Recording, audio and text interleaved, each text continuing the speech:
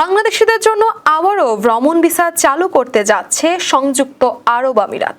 দুই দেশের মধ্যে টেকসই কূটনৈতিক যোগাযোগের পর এক্ষেত্রে উল্লেখযোগ্য অগ্রগতি হয়েছে বলে জানিয়েছেন বাংলাদেশে নিযুক্ত দেশটির রাষ্ট্রদূত আব্দুল্লাহ আলী আল হামুদি।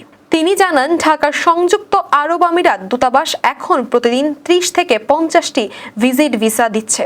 রোববার বিকেলে প্রধান উপদেষ্টার বিশেষ দূত লুৎফে সিদ্দিকীর সঙ্গে সাক্ষাৎকালে এইসব কথা জানান ইউএই রাষ্ট্রদূত। প্রধান উপদেষ্টার প্রেস উইংয়ের পাঠানো এক বার্তায় এইসব তথ্য জানানো হয়েছে।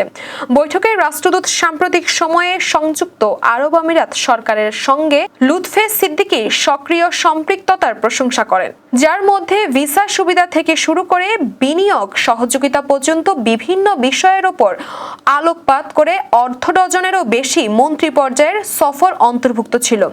রাষ্ট্রদূত আল হামুদি বিশেষ দূতকে জানান, ঢাকায় সংযুক্ত আরব আমিরাত দূতাবাস এখন প্রতিদিন 30 থেকে 50টি ভিজিট ভিসা দিচ্ছে। ব্যবসায়িক প্রতিনিধি দলের জন্য বাল্ক ভিসা প্রক্রিয়াকরণ ত্বরান্বিত করা হয়েছে, যা দুদেশের জনগণের মধ্যে যোগাযোগ ও বাণিজ্যিক বিনিয়োগ বৃদ্ধি করেছে।